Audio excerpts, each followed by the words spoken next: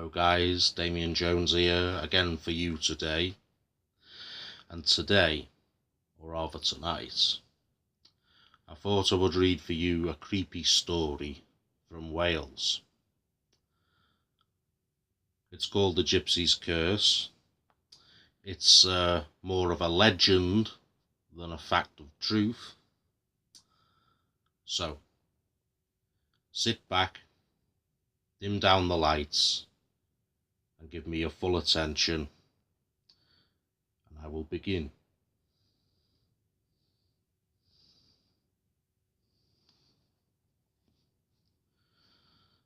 The Brecon Beacons is a range of hills in the heart of South Wales.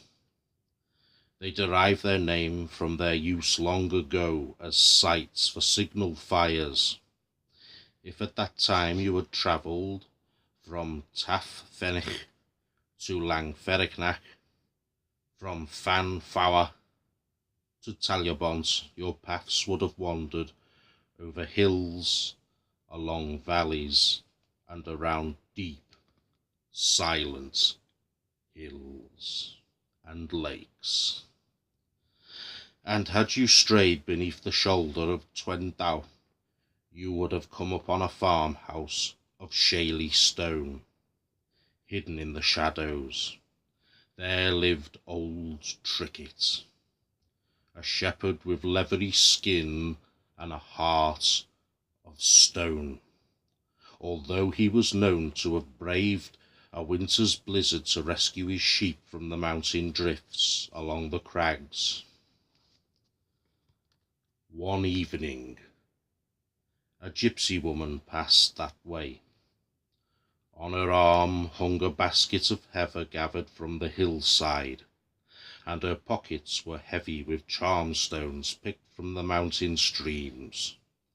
These trifles she would peddle in the villages to the north, for food or an old blanket to keep her warm at night. Close beside her was a scrawny boy dressed in rags. Boldly she knocked on the shepherd's door, and old Trickett appeared, staring at his unexpected visitor. "A spray of heather to brighten the window-sill," the gypsy muttered. "Charm stones to bring fair weather and good fortune." The old man scowled.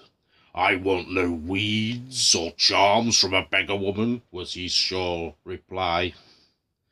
"Then just a copper to buy a loaf of bread for the young one."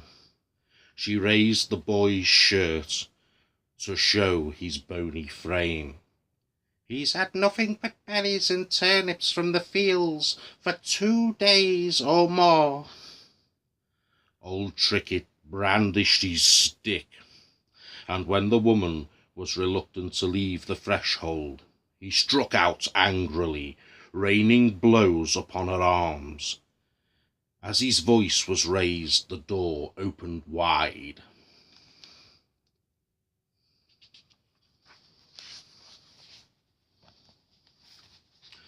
His dog leapt at the intruders, growling and baring its teeth.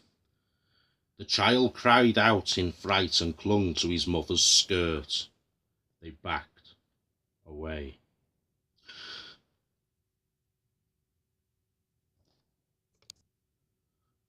The woman kicking and snarling at the animal, drawing the boy close to her side. Their clothes were torn, and blood trickled from the child's leg before old Trickett fastened a leash around the dog's neck and held it back. The gypsy woman turned to stare, hate burning in her eyes. Wearily they made their way over the hills, the boy limping behind his mother as visions of revenge smouldered within her thoughts.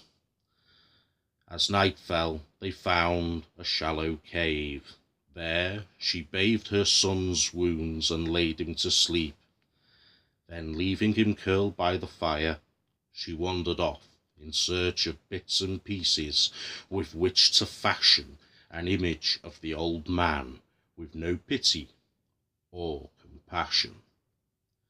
All night she searched and wandered, muttering curses to herself.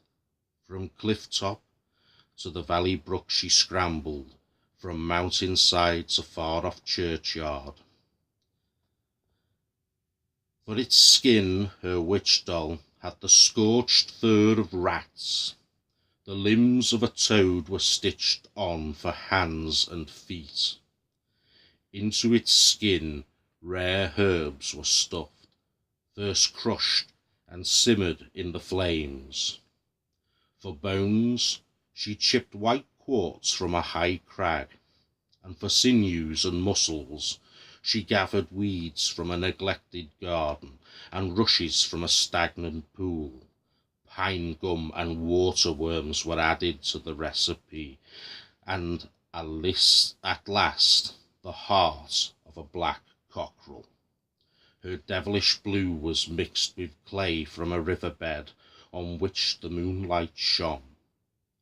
Then moulded into a witch puppet, every feature was fixed upon the face, ears, nose, lips, with a surly grimace, and for its eyes berries from the ivy in the churchyard. When her grisly task was done, she breathed into the puppet's mouth as though to bring it to life. Then, reciting a sinister spell, she drew it through the ripples of a mountain stream and dried it, first in the night air and then over the flames of her fire.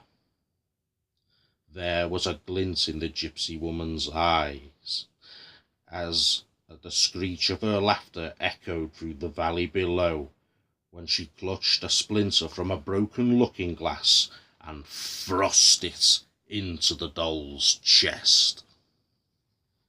It is believed that during the night, far away in his home of shaly stone, old Tricket cried out in his sleep with a searing pain in his heart. It was a long time before he was found there, lying so cold and still.